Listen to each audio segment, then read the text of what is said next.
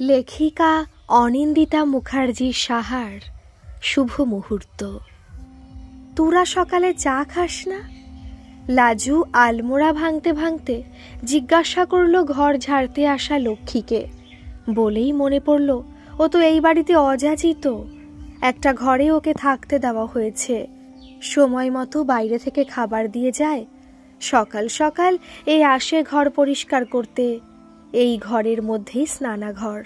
গ্রামে ওদের পুরো বেড়ার ঘর, উঠোনে যা যা ছিল এই একটা ঘরেই সব আছে।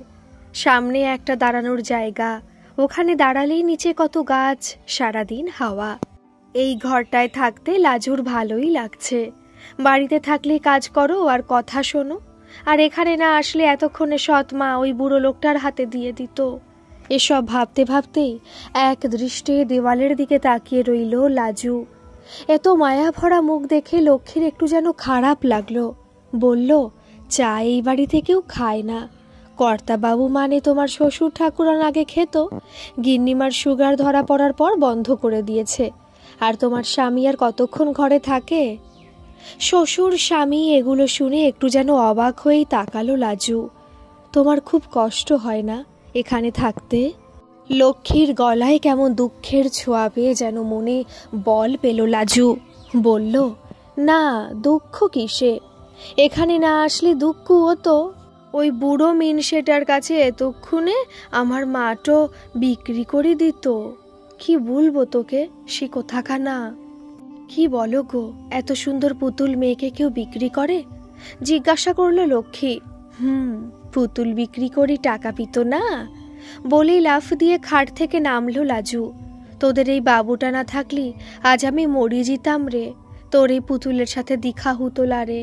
দেবকে চিনিস লয়? চোখ সরু করে জিজ্ঞাসা করলো লাজু। লক্ষ্মী ওর হাব ভাব দেখে চমকে গেছে। এসে থেকেই এত শান্ত মুখে ছিল, এই ছটফটে মেয়েটার সাথে কোনো মিল খুঁজে পাচ্ছে না ও। সে আবার কে? জিজ্ঞাসা করলো লক্ষ্মী। টিভিতে দেখিসনি ঢিসুম ঢিসুম মেরে কোয়েল দিদিকে কেমন বৈদমাসদের থেকে বাঁচায়? বলেই দুহাত দিয়ে মারার ভঙ্গি করলো লাজবন্তী। ওর অঙ্গভঙ্গি দেখে হেসে লুটোপুটি লক্ষ্মী। তোদের বাড়ির ছিলেখান একদম দেবের মতন। কি মারপিট! উফ, যখন ওই বুড়ো মিনসে আমায় সিন্দুর দিতে যাচ্ছি অমনি বাবু আমায় মা কালের সিন্দুরটা নিয়ে পড়াইটাক দিল। জানিস, আমিও আরো জোরে চিৎকারটা করলাম। বলেই খিলখিল করে হেসে চলেছে লাজু। চোখে মুখে দুষ্টুমি আর ওর অঙ্গভঙ্গি করে বলা কথাগুলোতে লক্ষ্মী হাসতে হাসতে ভাবল, এইগুলো গিন্নিমা শুনলে বিপদ। তাই ধমক দিয়ে বলল, আচ্ছা হয়েছে, এবার থামো দেখি, শান্ত হয়ে খাটে বসো, আমি ঘরটা মুছে দিই।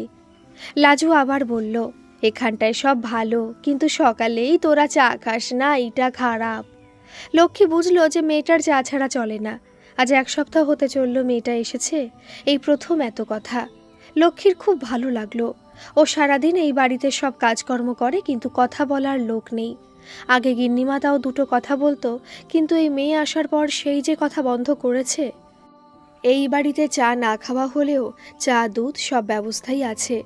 গিন্নিমা অনেকবার বলেছে, লক্ষ্মী তুই চা করে খা, কিন্তু চা জিনিসটা একার জন্য করতে ইচ্ছে হয় না। আজ থেকে এই মেয়ের জন্য নিজের হাতে চা বানাবে লক্ষ্মী ভেবে হাত চালিয়ে ঘরটা মুছে ফেলল। বড্ড মায়াবী মেয়েটা। লক্ষ্মী, একবার এ ঘরে আয় তো। আজ অনেকদিন পর গিন্নিমা ডাকলো ওকে। আজকাল খুব কম কথা বলেন উনি। কি রান্না হবে এটুকু বলে নিজের কাজ সেরে আবার ঘরে। কর্তাবাবু যাও একটু বেরোয়, কি সব লোক সেবা টেবা করে। গিন্নিমা তো এই জন্য আরও রেগে থাকে। কর্তাবাবুর জন্যই নাকি আজ অর্ক দাদা এসব করলো। ছোট থেকে এই লোকজনের উপকার করতে যেত, তাইও এসব শিখেছে। একটা মেয়ে আসে এই বাড়িতে, লক্ষ্মী দেখেছে দুই একবার। ছোট ছোট জামা পরে ধিঙ্গি মেয়ের এমন ধারা জামা বিচ্ছিরি লাগে। যেভাবে দাদাবাবুর সাথে কথা বলে লক্ষ্মী ভেবেছিল ওকে বিয়ে করবে বোধহয় অর্ক দাদা। ওই মেয়ে এই বাড়ি ঢুকলে লক্ষ্মীর ছুটি হয়ে যেত। কোথায় যেত ভগবান জানে। তার থেকে এই নতুন মেয়েটাই ভালো, সারাদিন লক্ষ্মী দিদি করে। এই মেয়ে ঢের ভালো দেখতে ওটার চেয়ে। লক্ষ্মী! খুব জোরে চিৎকার করে ডেকে উঠল গিন্নিমা। এনার যথেষ্ট ডাট আছে, তাই একটু ভয়েই থাকেও। তাড়াতাড়ি পড়িমড়ি করে ছুটল রান্নাঘর থেকে। পানটা সবে সেজে মুখে নিতেই লক্ষ্মী দরজার সামনে। কোথায় ছিলি তুই দোতলার ঘরে? আজকাল তো ওই ঘরে ছেড়ে নড়িস না। তা তোদের চায়ের আসর কেমন চলছে? মানে গিন্নিমা বলছি, মানে আমতা আমতা করে ব্যাপারটা সামলানোর চেষ্টা করতে থাকলো লক্ষ্মী। চা খাওয়া শুরু করার আগে ও অনুমতি নিয়েছিল বই কি, কিন্তু সেটা শুধু নিজের জন্য। আর তাই জন্যই লক্ষ্মী 1 কাপ চা বানায় আর আধা করে খায় দুজনে। লক্ষ্মী গরিব হতে পারে কিন্তু লোভী নয়। মনে মনে এসব ভাবলে মানসিক জোর বেড়ে যায়। একটু স্বতন্ত্র হয়ে বলল, গিন্নিমা চা 1 কাপই করি। কথাগুলো বলার সময় এতটা গলার জোরে যেন গিন্নিমাও থমকালো। হয়েছে, আর কথা না বাড়িয়ে সোজা বাবুর ঘরে যা। ওর ঘরটা ঝেড়ে মুছে পরিষ্কার করে দে। আমার এই ঘর থেকে বেরোতে ইচ্ছে করে না। আজকাল তো শুনি পুরো ওপর জুড়ে ঘুরে বেড়ায়। ওকে নিচে নামতে না করবি কখনো, সামনে আসলে ওরই সম্মান যাবে। আর এটাও বলে দিস ওকে, ওর ব্যবস্থা আমি ঠিক করব। চোখে মুখে যেন রাগ ঠিকরে বেরোচ্ছে। লক্ষ্মী মনে মনে কিছু আজ করতে পেরে শিউরে উঠল যেন। এই কদিনে মেয়েটা বড্ড কাছের হয়ে গেছে লক্ষ্মীর। কতবার বলেছে মুখ পুরীকে, যা মাঝে মাঝে অর্ক দাদার চোখের সামনে যা, রাতের দিকে প্রায় ছাদে যায়, তুইও যা। কে দেখতে যাচ্ছে রাতে? কিন্তু সে শুনলে তবে না, বোঝো এবার। লক্ষ্মী বেরোনোর আগে জিজ্ঞেস করলো, গিন্নিমা অর্ক দাদার কোন ঘরটা পরিষ্কার করব, নিচেরটা নাকি ওপরে? লক্ষ্মীর মুখে এরকম প্রশ্ন শুনে যথেষ্ট বিরক্ত রায় গিন্নি বললেন, ওই মেয়ে যতদিন না বেরোচ্ছে অর্কর ঘর নিচেরটাই। আর শোন ভালো করে, ধুলো ঝাড়িস, আজ মোহর আসবে। কথাগুলো বলার সময় বেশ খুশি লাগলো গিন্নিমাকে। অথচ লক্ষ্মী ঠিক জানে এই মোহরকে গিন্নিমা একদম পছন্দ করে না। ওর পোশাক চাল চলনে যথেষ্ট রেগে থাকত। নিজেই লক্ষ্মীর সামনে একবার বলেছিল সে কথা। অথচ আজ দেখো, একেই মনে হয় বলে কাঁটা দিয়ে কাঁটা তোলা। মনে মনে দীর্ঘশ্বাস ফেলে ঘর থেকে বেরিয়ে গেল লক্ষ্মী। গ্যাসে চায়ের জল বসিয়েই মনে পড়ল আজ কজন আসবে, তারা কি খাবে, কি বানাতে হবে, সেসব তো কিছুই বলল না গিন্নিমা। গ্যাসটা কমিয়ে সোজা চলল রায়গিন্নির ঘরে। ঢোকার মুখেই শুনতে পেল গিন্নিমা বলছে কর্তা বাবুকে, আজ মোহরের বাবা মাকে বলে ডেটটা ফাইনাল করে নেবে। আর তোমার এনজিওতে ঘোষবাবুর মিসেস 1 মাস আগে ফোনে বলেছিল লক্ষ্মীর মতো সবসময়ের কাজের লোকের কথা। এই মেয়েকে আমি ওখানে ব্যবস্থা করছি। আর মোহরকে সব জানিয়েছে বাবু, কিন্তু মেয়েটা নাকি বলেছে কাকে কি সিঁদুর পরালো তাতেই যে কেউ বউ হয়ে গেল, এসব ও বা ওর বাবা মা মানে না। মেয়েটাকে এতদিন ভালো লাগতো না, আজ বুঝছি মেয়েটা যথেষ্ট বড় মনের। কথাগুলো বলতেই নজরে পড়ল লক্ষ্মীকে। কথা থামিয়ে বলল, কিছু বলবি? গিন্নিমা আজ যারা আসবে তাদের কি খাওয়ানো হবে?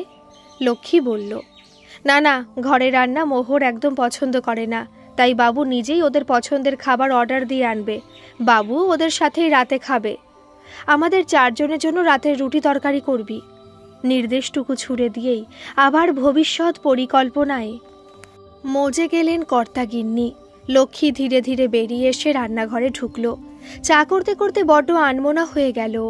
যখন ওর স্বামী মারা গেল, বাড়িতে ভাসুর জায়ের অত্যাচার আর নিতে পারছিল না লক্ষ্মী, তখন এই কর্তাবাবু গেছিল ওদের গ্রামে ডেঙ্গুর ওষুধ দিতে। সেই ওষুধ আনতে গিয়েই এদেরকে একটা কাজের কথা বলেছিল। তখন কর্তাবাবু আলাদা করে নিয়ে বলেছিল, শোনো, আমার বাড়িতে আমি, আমার বউ আর আমার ছেলে থাকি। আমার বউয়ের বড্ড সুগার, মাঝে মাঝেই হঠাৎ করে অসুস্থ হয়ে পড়ে, তখন ওকে সাথে সাথে ওষুধ দিতে হয়। আমি তো কাজে এখানে ওখানে যাই, ছেলেটাও অফিসে যায়, ওর জন্য একজন সবসময় লোক লাগবে। খাওয়া পড়া ছাড়াও মাইনা দেব। লক্ষ্মী আর কিছু না শুনেই পায়ে পড়ে গেছিল কর্তাবাবুর। বলেছিল, পারবো, খুব পারবো, আমাকে একটু থাকতে দিন। সেই থেকে আজ 3 বছর এভাবেই চলছে। খাওয়া পড়া নিয়ে কখনো কিছু বলতে হয়নি। এরা মানুষ ভালো। আজও গিন্নিমা রাতে রান্নার কথা বলতে গিয়ে 4 জনের কথাই বলল। চাটা হয়ে যেতেই ছেঁকে নিয়ে সোজা চলে গেল ওপরে গেস্ট রুমে, যেখানে লাজু থাকে। এই সময়টা খুব প্রিয় ওর। দরজা খুলে ঢুকতেই দেখল লক্ষ্মী মেয়েটা আয়নার সামনে দাঁড়িয়ে কি যেন দেখছে। 1 মাথা কোকড়ানো চুল, গোল পান পাতার মতো মুখ, তাতে ডাগর ডাগর চোখ। ইস, গিন্নিমা যদি একবার মুখটা দেখতো ভালো করে। লাজু লক্ষ্মীকে খেয়াল করে বলল, এই লক্ষ্মী দিদি, দিক দিকিনি, আমার সিথি পানে দিক একবার, সিন্দুরটা কেমন ফ্যাকাশে লাগছে, আমাকে কি একটু সিন্দুর ইনে দি দেখিনি। আমি মায়ের পা থেকে একটুখানি ইনেছিলাম। মনে হচ্ছে লক্ষ্মীর ওকে বলুক, আর তোর সিঁদুরের দরকার নেই রে মুখ পুরি, যার জন্য সিঁদুর পরবি তার আর তোর সিঁদুরের দরকার হবে না। লক্ষ্মীর খুব ইচ্ছে করে একবার অর্ক দাদাকে গিয়ে জিজ্ঞেস করে যে খেয়াল বসে মেয়েটাকে সিঁদুর পরালে এর আজ কি হবে। লক্ষ্মী দিদি দে রে চাখানা, জানিস এই সময়তে আমরা কুত্তো খেলতাম ইক্কা দুক্কা কিতকিত বলেই হাঁটুর ওপর শাড়িখানা তুলে লাফিয়ে লাফিয়ে এক্কা দোক্কা খেলতে শুরু করে দিল। লক্ষ্মী মেয়ের কাণ্ডে হেসেই খুন।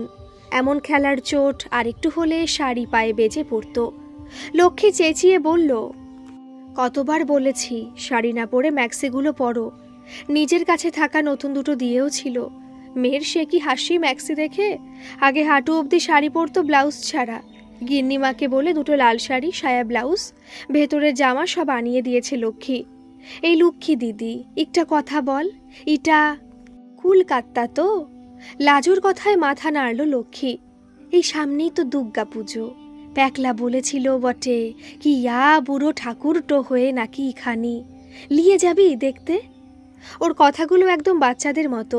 লক্ষ্মীর মনে হয় সারাদিন ওর মুখের দিকে তাকিয়ে কথাগুলো শোনে। লক্ষ্মীর যদি ঠিকঠাক সব হতো আজ ওর তো একটা সন্তান থাকতো। লাজুর মতো এত বড় না হলেও থাকতো। এই মেয়েকে বের করে দিলে লক্ষ্মী বড্ড কষ্ট পাবে। তার থেকে যদি এমন হয় ওরে 3 বছরের কোনো টাকাই নেয়নি, সব জমাচ্ছে গিন্নিমা, সেটা তুলে নিয়ে যদি ওকে নিয়ে লক্ষ্মী বেরিয়ে অন্য কোথাও গিয়ে থাকে আর একটা ছোট দোকান খুলে নেয়, অর্ক দাদার বিয়ে হয়ে গেলে এমনিতেই ওই বউ আমায় রাখবে না। তার থেকে এটাই ভালো। কাল পরশু একবার গিন্নিমার সাথে আলোচনা করতে হবে। এই লক্ষ্মী দিদি বল না, দিখাবি মা দুর্গাকে? জোরে জোরে ঝাঁকিয়ে জিজ্ঞাসা করলো লাজু। লক্ষ্মী বলতেই শুনল কলিং বেলের আওয়াজ। কে এসেছে বুঝেই উঠে বেরিয়ে গেল লক্ষ্মী আর বলে দিল লাজুকে, তুমি এখানে থাকো, আমি একটু পরে এসে মুড়ি দিয়ে যাব। ওর উত্তর না শুনেই তাড়াতাড়ি করে বেরিয়ে গেল লক্ষ্মী। লক্ষ্মী আজ খুব সজাগ সারাদিন। কি কথা হচ্ছে জানাটা খুব দরকার। লাজুকে কিছুতেই হারাতে দেবে না ও। সবাই আজ নিচে অর্কের ঘরেই বসেছে। মোহর আজ একটা ব্ল্যাক কালারের শিফন পরেছে গোল্ডেন ব্লাউজ দিয়ে, চুলটাও সুন্দর করে বাঁধা। ঘরে কোল্ড ড্রিঙ্কস আর চিকেন নাগেট নিয়ে ঢুকলো লক্ষ্মী। শুনতে পেল মোহর বলছে, আন্টি আমাকে অর্ক সেদিন ফোন করেছিল, বলল একটা মেয়েকে সাংঘাতিক হ্যারাস করা হচ্ছে। অর্ক বাঁচাতে গেছে, গ্রামের লোকেরা বলছে এরা কলকাতার লোক, ওকে নিয়ে বেঁচে দেবে। তখন আমি ফোনে শুনছি মেয়েটার কান্নার আওয়াজ। ওরা আরও বলছে সিঁদুর পরিয়ে নিয়ে যাক ক্ষমতা থাকলে। জানো একজন বলল বেঁধে রাখ ব্যাটাকে, দেখি কি করে যেতে পারে। যেমন ওদের ভাষা তেমন গলার জোর। খুব ভয় পেয়ে আমি বললাম অর্ককে যে পরিয়ে দে সিঁদুর, একটু লাল রঙের জন্য ও তোর বউ হয়ে যাবে না, বা আমি তোর মন থেকে চলে যাব না। বিশ্বাস করো আন্টি, খুব ভয় পেয়ে গেছিলাম সেদিন। মেয়ের কথা শুনে মোহরের মা আর অর্কর মা মুখ চাওয়াচাই করল। আসলে ওনাদের অবধিও সিঁদুরের দাম ছিল। এবার মোহরের বাবা সব থেকে দামি প্রশ্নটা করেই ফেলল, কি ভাবলেন মেয়েটাকে নিয়ে? দরজার পাশে ঠায় দাঁড়িয়ে আজ লক্ষ্মী কান দুটো আরো সজাগ করল। আজ সব প্রশ্ন উত্তর দেওয়ার দায়িত্ব রায়গিনীর ওপর পড়েছে। বললেন, কি আবার করব? ওর এনজিও এর কোনো কাজ লাগাতে হবে, যাতে খেয়ে পড়ে কিছু টাকা পায় হাতে। একটা মেয়েকে তো হেলায় ফেলতে পারি না। এসে যখন পড়েছে, কথা হয়েছে 2-1 সাথে, ওদের বিয়ের আগেই ব্যবস্থা করব। কথা শেষ না হতেই মুখ খুলল মোহর। আরে আন্টি, ও এখানে থাকলেই বাকি।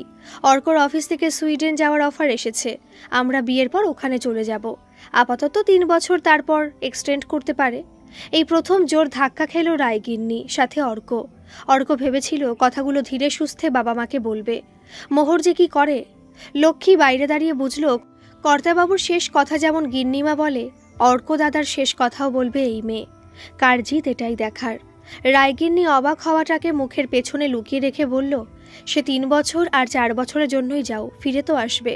ততদিনে মায়া বাড়িয়ে লাভ নেই, আগের কাজ আগে করাই ভালো। মোহরের বাবা মা দুজনেই খুশি। মোহর বলে উঠল, আমার মনে হয় না ওই লাইফস্টাইল কাটিয়ে আমরা আবার এই কলকাতায় ফিরে আসব। মোহরের মা মহিলা, অতটাও জটিল নয়। সবটা বুঝতে পেরে বলল, আচ্ছা সে হবে খন, মেয়েটাকে একটু দেখা যাবে? উনি পরিস্থিতিটা হালকা করতে গিয়ে আরও জটিল করে ফেললেন নিজের অজান্তেই। অর্কর বাবা অতুলবাবু বলে উঠলেন, নিয়ে এলেই হয় একবার, আমাদের সাথেও খুব একটা আলাপ নেই। রায়গিন্নি যা ধাক্কা খেয়েছে, ওনার মুখ থেকে আর কথা বেরোচ্ছে না। ঘরে আর কেউ না করলো না দেখে লক্ষ্মীকে ডাকলেন অতুলবাবু। লক্ষ্মী, যা তো, মেয়েটাকে একবার নিয়ে আয়। লক্ষ্মী মাথা নাড়িয়ে বেরিয়ে এলো। আজ বড্ড খুশিও, এই সুযোগে একবার গিন্নিমার সামনে আনা যাবে। পায়ে পায়ে এসে হাজির হলো রায়গিন্নির ঘরের সামনে। সিঁদুরের কৌটো থেকে কিছুটা একটা ঠোঙায় ঢেলে নিয়ে সোজা ওপরে। লাল একটা নতুন শাড়ি পরিয়ে লাজুকে একদম নতুন বউয়ের মতো সাজিয়ে নিয়ে এসে ঢুকলো লক্ষ্মী। ও নিশ্চিত আজ গিন্নিমা চোখ ফেরাতে পারবে না। মোহর দিদির সাজ পোশাক একদম পছন্দ নয় ওনার, তার মানে একে ভালো লাগবে। আর মোহরের থেকে এই মেয়ে অনেক সুন্দরী। ঢোকার সাথে সাথে সবাই মুগ্ধ দৃষ্টিতে তাকিয়ে রইল। লক্ষ্মীর নজর গিন্নিমার দিকে, চোখে মুখে মুগ্ধতা। নিস্তব্ধতা ভাঙল মোহরের মা শুভ্রা দেবী। এমন মেয়েকে কেউ বিক্রি করে? কি মায়া ভরা মুখ! লক্ষ্মী অর্কদাদার দিকে তাকালো। অপরাধী মুখে তাকিয়ে আছে লাজুর দিকে। মোহরের বাবার গলায় এখনো সন্দেহ। তা তোমার সাথে কি হয়েছিল? মিনমিন করে বলা শুরু করলো লাজু। আমার লিজের মাটো মারা গেছিল, বাবাটা আরেকখান বিয়ে করি আসতেই নতুন মাটো আমাকে পছন্দটা করতোকলা। আর বাবা এই নূতন মাটোকের কথাখানা শুনতো। বিয়ার নামটা করি আমাকে এক বুড়ার কাজটাতে বিক্রিটো করে দিচ্ছিল। আমি চেঁচামেচি করতি, এই বাবু এসি আমায় বাঁচালো। অতুলবাবু দেখলেন মাথায় সিঁদুর পরানোর কথাটা বলল না মেয়েটা, মানে যথেষ্ট বুদ্ধিমান। একটু যেন ভালো লাগলো ওনার। এবার মোহর চিকেন নাগেটস প্লেটটা সামনে ধরল, কিন্তু লাজুল নিল না। রায়গিন্নির মনে মনে মেয়েটিকে খারাপ লাগলো না। সহবত জ্ঞান আছে, দেখতেও বেশ মিষ্টি, শুধু মুখ খুললেই মুশকিল। একটু ভেবে নিয়ে বললেন, আচ্ছা তুমি যাও এখন, লক্ষ্মী ওকে নিয়ে যা, আর ডিনারের ব্যবস্থা কর, রাত হলো অনেকখানি। বলেই চেয়ার ছেড়ে উঠে পড়লেন। আপনারা বসুন, আমি বরং একটু গিয়ে শুই। অর্ক ব্যস্ত হয়ে বলল, কেন গো, শরীর খারাপ লাগছে? না শোনার ভান করে বেরিয়ে গেলেন রায়গিন্নি। মনের মধ্যে আজ জোর লড়াই চলছে। বিয়ের আগেই বাবুর এত পরিবর্তন, বাবুর সাথে আর সম্পর্ক থাকবে না বুঝে গেলেন উনি। এই মেয়েই রাখতে দেবে না। এত বড় বাড়ি, এত স্বপ্ন, নাতি নাতনির মুখ, এসব আর হবে না। যাগ্গে, আর কতদিনই বা বাঁচবে? অত আশা না করাই ভালো। শাড়িটা ছেড়ে ঢকঢক করে জল খেয়ে আলোটা নিভিয়ে চোখ বন্ধ করলেন রায়গিন্নি মলিনা দেবী। বারবার চোখের সামনে মেয়েটার মুখ মনে পড়ছে। এরকমই একটা মুখই তো বউ হিসেবে চেয়েছিল। আচ্ছা, একে শিখিয়ে পড়িয়ে নেওয়া যায় না? ভেবেই নিজেকে নিজে ধমক দিল রায়গিন্নি। তা কি করে সম্ভব? এই মোহর যেভাবে বাবুকে বেঁধে রেখেছে কোনোভাবেই সম্ভব নয়। তার চেয়ে এই মেয়ের অন্য ব্যবস্থা হোক, ভালোভাবে বাঁচুক। আগের জীবনটাও বেচারির দুঃখের। কেন যে এত ভাবছে জানে না নিজেই মলিনা দেবী। নিজের ছেলেই আজ পর হয়ে গেছে, আর ওই মেয়ে আর মায়া নয়। এবার আস্তে আস্তে সব মায়া কাটানোর সময় হয়ে গেছে। নিজের অজান্তেই চোখ দুটো ভিজে গেল ওনার। শুধু মনে মনে বলল, ঠাকুর, আমার ছেলেটাকে রক্ষা করো, বড্ড সরল ও, দেখো ওকে। এই হয়তো মায়ের মন, সন্তানের দোষগুলো ওদের সরলতা দিয়ে ঢাকার চেষ্টা। লক্ষ্মী রাতের খাবার নিয়ে এসে আলোটা জ্বালিয়ে বলল, গিন্নিমা, খাবার এনেছি, ওদের দিয়েছিস? বলতে বলতে উঠলেন মলিনা দেবী। চোখ মুখ দেখে পরিষ্কার বোঝা যাচ্ছে যে কান্নাকাটি বেশ খানিকক্ষণ চলেছে। লক্ষ্মীর খুব খারাপ লাগলো, বলল, তুমি খাও, অনেক রাত হলো, তোমার ওষুধ আছে, আর ওদের দেখার জন্য অর্কদাদা আর কর্তাবাবু আছে। রায়গিন্নি খেতে বসল। লক্ষ্মী দেখল বৃষ্টির পর নরম মাটিতে চাষ করা সোজা। কাল রোদে আবার তেতে ওঠার আগেই বলল লক্ষ্মী, গিন্নিমা, আমি একটা কথা বলবো। খেতে খেতে রায়গিন্নি বললেন, বল। লক্ষ্মী বলতে শুরু করলো, বলছি, এই কয়েক বছরে আমার যে টাকাটা জমেছে আমাকে দেবে? খাওয়াটা থামিয়ে অবাক চোখে তাকালেন রায়গিন্নি। কি করবি? এত সরাসরি প্রশ্ন হয়তো নিজের কানেই লাগলো, তাই আবার বললেন, মানে তোর কিসে লাগবে বল আমায়। সেরকম হলে আমার থেকে নে, ভবিষ্যৎ সঞ্চয়ে হাত দিবি কেন? লক্ষ্মী সুযোগ হাতছাড়া না করে বলল, গিন্নিমা, অর্কদাদার বিয়ে হয়ে গেলে তো দিদিমণি চলে আসবে, তখন আমার আর দরকার হবে না। আমি বরং এই মেয়েকে নিয়ে একটা ছোটোখাটো দোকান খুলে একটা ছোট্ট ঘরে ভাড়া নিয়ে থাকবো। মাগো, মেয়েটা বড্ড মায়াবী, ওকে একা ছেড়ে দিতে আমি পারবো না মা, শিয়াল কুকুর ছিঁড়ে খাবে। রায়গিন্নি রুটিটা ছিঁড়ে মুখে ঢোকাতে গিয়েও থমকে তাকিয়ে আছে লক্ষ্মীর দিকে। বলল, তুইও চলে যাবি আমায় ছেড়ে? যা তালে, আর কি, চলে যা। বলি আপোষ নয়নে কেঁদে চলেছে ওরকম দাপুটে রায়গিন্নি। লক্ষ্মীও আর থাকতে না পেরে কেঁদে ফেলল। শান্ত হও গিন্নিমা, শান্ত হও, আমি যাব না তোমাকে ছেড়ে, যাব না। মাথায় হাত বুলিয়ে বলল লক্ষ্মী। সব হারিয়ে লক্ষ্মীও যে ভালোবাসার কাঙাল, কি করে উপেক্ষা করবে এত ভালোবাসা। সবাই চলে যেতে প্লেটে খাবার সাজিয়ে চলল ওপরে লক্ষ্মী। ওদের জন্য আনা মাংস একটু বাঁচিয়ে রেখেছিল লাজুর জন্য। কেন যে এসব করে লক্ষ্মী নিজেও জানে না।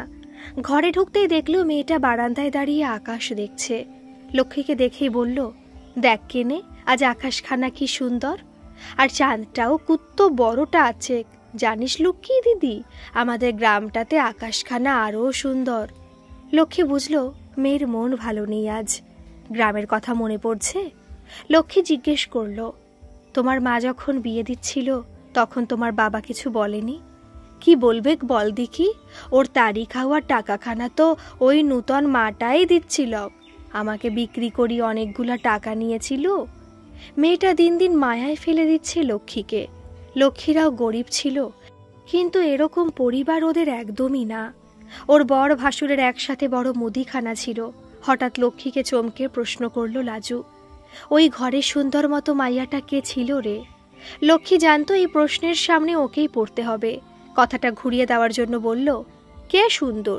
ওই মেয়ে, তার থেকে ঢের সুন্দর তুমি, বুঝলে? বলেই পুতুল পুতুল গাল দুটি টিপে দিল লক্ষ্মী। হেসে রুটিটা ছিঁড়ে মুখে দিয়ে আবার বলল লাজু, আমি জানি রে, মাইয়াটার লগে দাদাবাবুটার বিয়াটো হবে, তাই না বল? লক্ষ্মী সুযোগটা কিছুতেই হাতছাড়া করল না, বলে ফেলল, ঠিক বলেছ, এই বিয়েটা আগে ঠিক হয়েছিল, তোমায় তাও যে কেন বিয়ে করলো? লক্ষ্মীর কথাও একটু অবাক হয়েই বলল, আমাকে বিয়েটা করবে কিনে? এই লাল রংটুক দিয়া আমাকে তো বাঁচাইলো। এতদিনে তোর এই পুতুল মুড়ে যেত রে।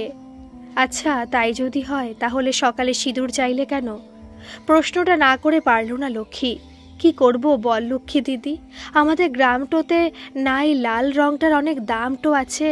এই লাল রংটা আমি সারা জীবন পরব, তাতে ওই দাদাবাবু আমার থাক আর নাই থাক। আর বল তুই, আমাকে কি মানায় উটার পাশে ওই মাইয়াটা? বেশ পুরা টিভির কোয়েল দিদির আর দেবদাদা। বলেই হাসতে শুরু করলো লাজু। লক্ষ্মী মনে মনে ভাবল, হায় রে বোকা মেয়ে, এভাবে নিজের অধিকার হারালি। বড্ড সরল তুই, তাই এরা বেঁচে গেল। ভগবান মেয়েটাকে দেখো, বড্ড সরল। অর্ক দাদার কথাই ভাবো, এনে থেকে একবারও খোঁজ নিল না কিছু লাগবে কিনা, ঠিক আছে কিনা। বড় লোকদের বোঝা বড় দায়। গিন্নিমার সাথে কথা বলে একে নিয়ে বেরিয়ে যেতে হবে, যেতেই হবে, না হলে ওই মোহর এসে সব তছনছ করে দেবে। বাবুর বিয়ে তো সামনের মাসে ঠিক করে নিলে, কেনাকাটা এত কাজ কে করবে শুনি? অতুলবাবু জিজ্ঞেস করলেন মলিনা দেবীকে। সে নিয়ে তুমি কিছু ভেবো না, তোমার ছেলের বউ ঠিক সে ব্যবস্থা করবে। তোমার ছেলে প্রতিটা পা বউয়ের কথায় ফেলে। কবে বিয়ে করবে, তারপর সুইডেন যাবে, ওখান থেকে আর ফিরবে না, সব ঠিক হয়ে গেছে। আমরা মা বাবা খালি জানি না। দায়িত্ব হিসেবে ওকে ধরে টাকা দিয়ে দাও, ও নিজের মতো বউকে নিয়ে গুছিয়ে করে নেবে। ছেলেকে নিয়ে আর চিন্তা করতে হবে না। এক নাগারে কথাগুলো বলে দিলেন মলিনা দেবী। মনে জমে থাকা রাগ যেন একেবারে বের করলেন। অতুলবাবু শুধু শ্রোতা, তাও যেন দুঃখের সাথীকে নিরাশা না করে বললেন, আজকাল বাবু কথাই বলে না। অফিস থেকে এসে সেই যে ঘরে ঢোকে, রাতে খাওয়ার সময়টুকুই দেখা হয়। মলিনা দেবী বুঝলেন অতুলবাবুও বেশ কষ্ট পায়, কিন্তু দেখানো হয়ে ওঠে না ওনার। আর কখনই বা দেখাবে? নিজেও সারাদিন এনজিও নিয়ে ব্যস্ত। আজ অনেক দিন পর বিকেলে একটু বউয়ের কাছে এসে বসেছে দুদণ্ড। অতুলবাবু বললেন, আচ্ছা মলি, ওপরের মেয়েটার কি হবে গো? বড্ড মায়ায় ফেলে দিয়েছে এই কদিনে। সকালে আমার সাথে ছাদে গিয়ে ফুল তোলে, কত কথা। ওর ভাষাখানা শুনতে বেশ লাগে জানো। সেদিন আমি জিজ্ঞেস করলাম, তোমাদের গ্রামে সকালে কি করতে? বলে, সকালে বেরিয়ে ফুল তুলতাম, গুরুগুলাকে তাড়া করতাম, পুতুলগুলার বিয়ের দিন খুব খাটুনি হতো রে। আবার জানো, লাফিয়ে লাফিয়ে আমায় এক্কা দোক্কা খেলা শেখাচ্ছিল। অতুলবাবু বলতে বলতে হেসে খুন। মলিনা দেবীও আজ বহুদিন পর হাসল। ভালো সময় কাটছে আজ তাদের। অতুলবাবু জিজ্ঞেস করলেন, মলি, মেয়েটা জানে বাবুর যে বিয়ে?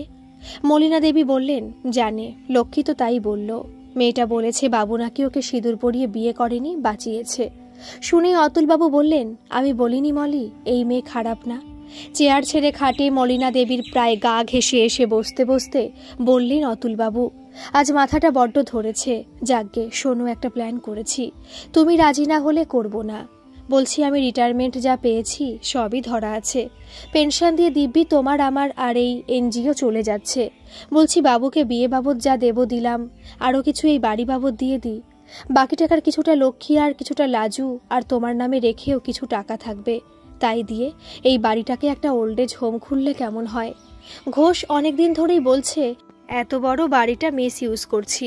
আসলে ওর মেয়ে সোসিওলজি নিয়ে পড়ছে, তাই এরকম কিছু করতে চায়। বিয়েও করবে না, আর ওকে হেল্প করার জন্য থাকলো আমাদের লক্ষ্মী আর লাজু। কথাগুলো বলতে বলতে এই মাথায় হাত দিয়ে হঠাৎ দাঁতমুখ খিচিয়ে বেঁকে শুয়ে পড়লেন অতুলবাবু। লক্ষ্মী, এই লক্ষ্মী, তাড়াতাড়ি আয়, দেখ তোর কর্তাবাবু কেমন করছে। রায়গিন্নি ডাক শুনে এক লাফে এসে হাজির হলো লক্ষ্মী আর লাজু। লাজু এসে একটা চামচ ঢুকিয়ে দিল অতুলবাবুর মুখে। লক্ষ্মী সেই ফাঁকে একটা ওষুধ দিয়ে দিল জিভের তলায়। ওদের ডাক্তার মুখার্জি এটা শিখিয়ে রেখেছে লক্ষ্মীকে। মুখার্জি ডাক্তার বলেছে এতে কিছু সময় পাওয়া যায়। লাজবন্তী তাড়াতাড়ি ছুটল সামনের রোডে দাঁড়িয়ে থাকা ট্যাক্সি ডাকতে। মলিনা দেবী কাঁদতে কাঁদতেই ফোন করলো ছেলেকে।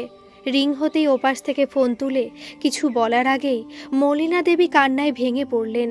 বাবু, তাড়াতাড়ি বাড়ি আয়, তোর বাবা আর নেই মনে হয়। ওপাশ থেকে, আন্টি, আমি মোহর। অর্ক পাসপোর্টের জন্য ইন্টারভিউ দিতে গেছে, আমি আসলে ফোন করতে বলছি। বলেই কেটে দিল ফোনটা। প্রচণ্ড অসহায় হয়ে গেলেন মলিনা দেবী। মেয়েটা একবারও জিজ্ঞেস পর্যন্ত করল না কি হয়েছে, পাছে পাসপোর্ট না হয়। ততক্ষণে ট্যাক্সি নিয়ে হাজির লাজু। লক্ষ্মীও ততক্ষণে মুখার্জি ডাক্তারকে ফোনে সবটা বলতেই উনি নার্সিংহোমে নিয়ে আসতে বলে। লক্ষ্মী পাশের বাড়ির বৌদিকে ডেকে গিন্নিমার কাছে থাকতে বলে বেরিয়ে পড়ল। মলিনা দেবী শুধু লক্ষ্মীর হাতে এটিএম কার্ডটা দিয়ে দিল। ট্যাক্সি ড্রাইভারের সাহায্যে অতুলবাবুকে নিয়ে বেরিয়ে পড়ল দুজন অশিক্ষিত গ্রাম্য মেয়ে। শিক্ষিত ছেলে তখন নিজের যোগ্যতা বিচারে ব্যস্ত।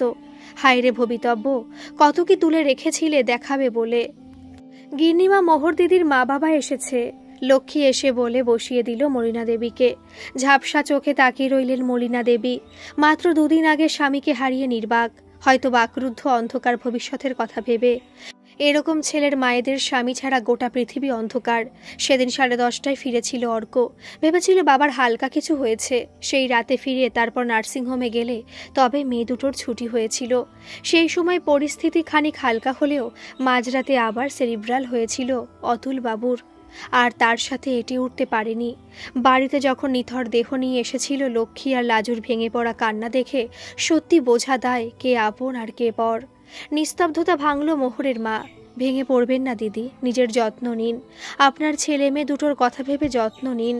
যা মোহর, মায়ের কাছে গিয়ে বস। কোন মায়ের কাছে বসতে বলল বোঝা দায়।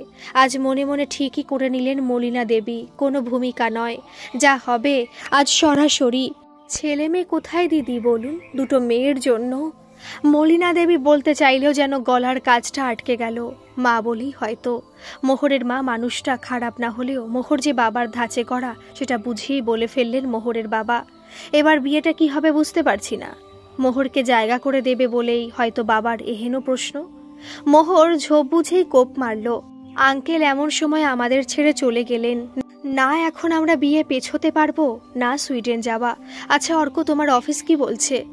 বলল যে যাওয়াটা ওরা বড়জোর 1 মাস পেছোতে পারে। অর্কর উত্তর শুনে নিজের মায়ের বুঝতে মোটেই অসুবিধা হলো না। পুরো ট্রেনিংটা ভালো মতো পেয়েছে ওনার ছেলে। মোহর আবার মাঝপথ থেকে ধরল, সেটাই তো, ওরা কি করবে? একজনকে পাঠানোর জন্য ওরা অনেক টাকা খরচ করে, সেগুলো তো ঘাটতি পড়লে অর্কর চাকরি নিয়ে টানাটানি না হয়। তার চেয়ে বরং এক কাজ করা যাক, আমরা রেজিস্ট্রি করে বেরিয়ে যাই, পরে মাঝে এক সময় এসে বিয়েটা সেরে নেব।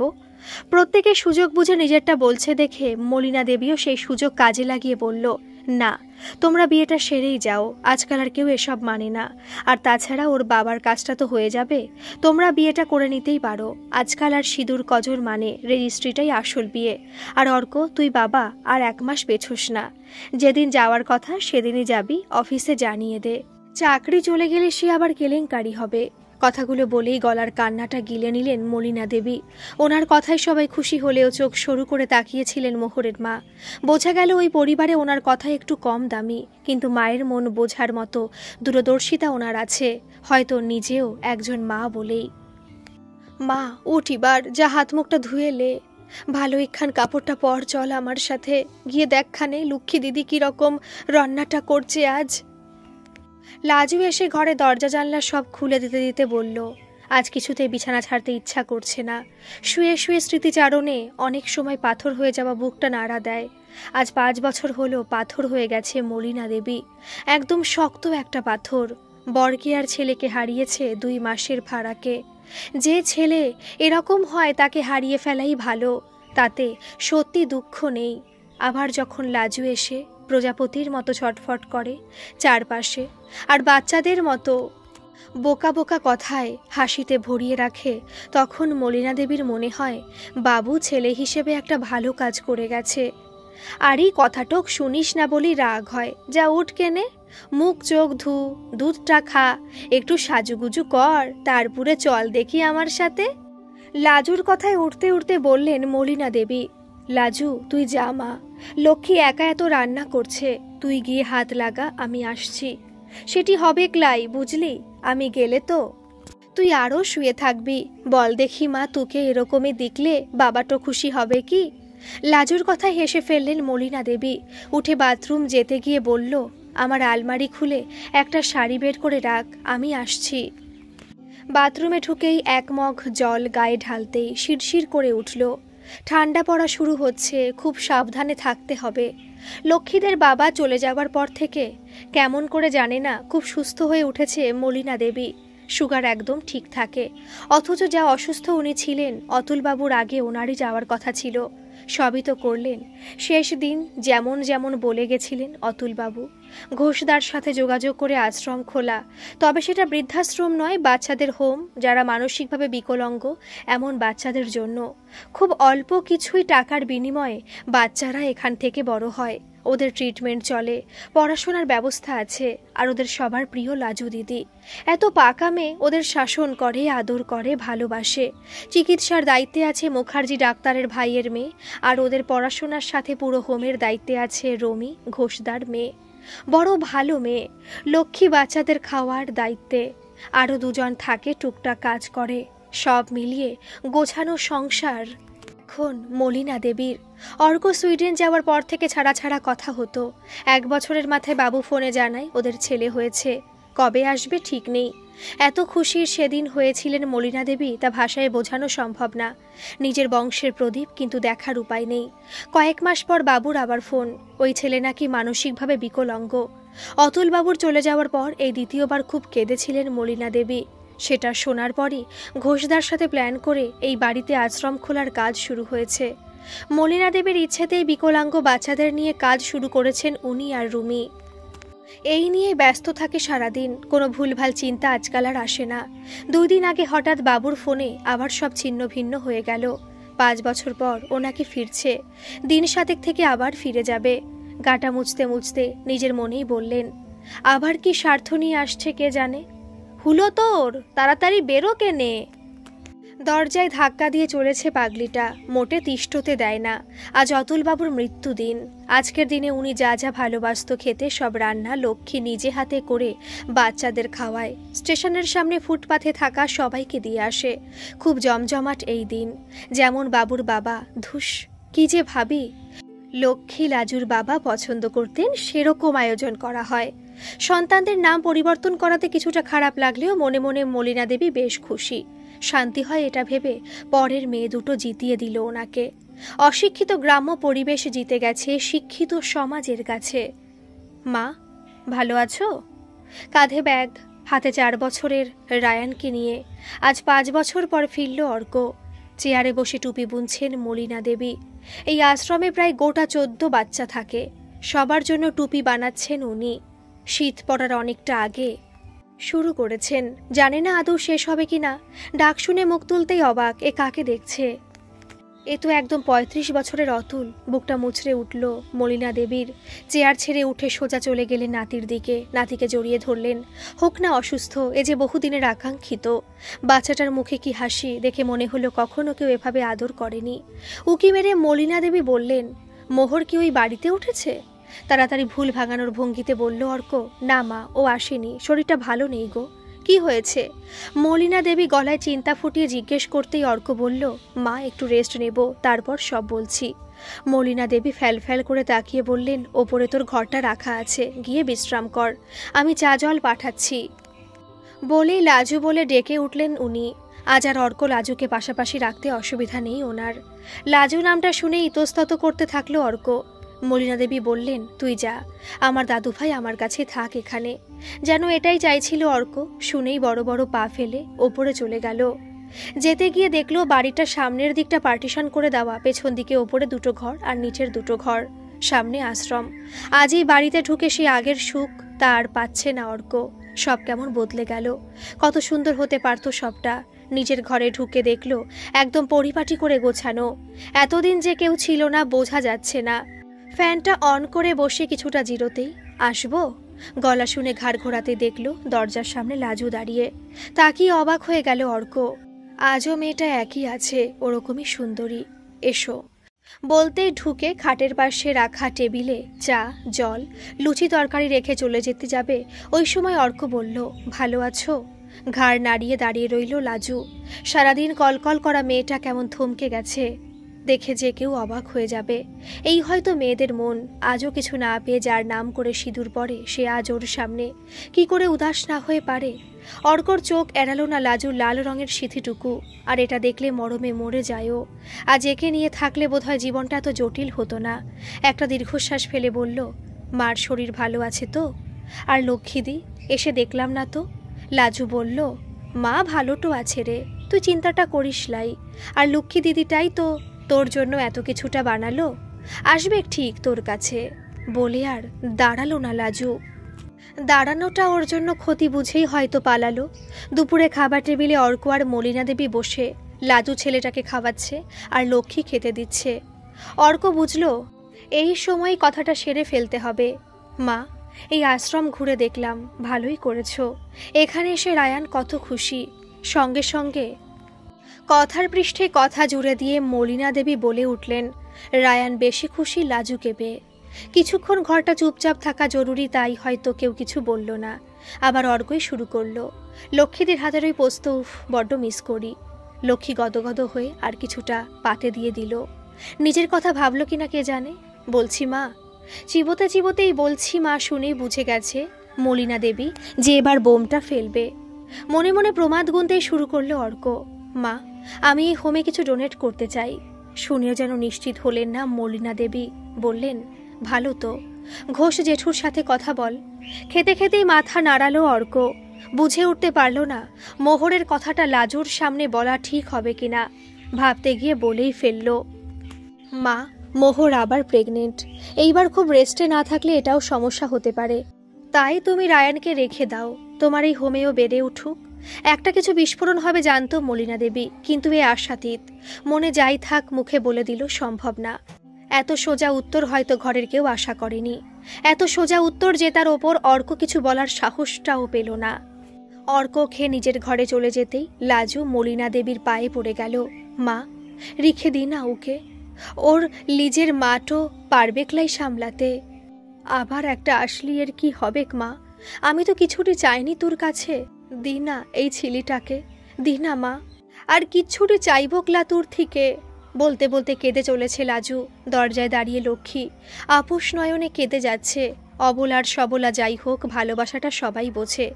এসে থেকে লাজু যেভাবে বাচ্চাটাকে কাছে টেনে নিয়েছে, ও যেন লাজুর চোখের জল সহ্য করতে না পেরে ঘরময় ছোটাছুটি করে বেড়াচ্ছে। হঠাৎ অর্ক এসে বলল, লাজু ওকে একটু রেডি করে দাও, আমরা ওর মামা বাড়ি যাব। লক্ষ্মী বোধহয় কিছু আজ করতে পেরে বলল, এই সময় ওখানে যাবে? কাল ভোরে। অর্ধেকে থামিয়ে অর্ক বলল, না লক্ষ্মীদি, ওর দিদা দাদুকে বলে দেখি যদি ওরা রাখে, ওর ব্যবস্থা করে আমি ফিরবো। তোমরা সব জানো লক্ষ্মীদি, তোমাদের লুকিয়ে লাভ নেই। নতুনটাকে সুস্থ করতে গিয়ে মোহর কিছুতেই ওকে বাঁচতে দেবে না। গলাটা ধরা লাগলো অর্কর। বাঁচতে দেবে না শুনে বাচ্চাটাকে জড়িয়ে আরও জোরে কেঁদে উঠল লাজু।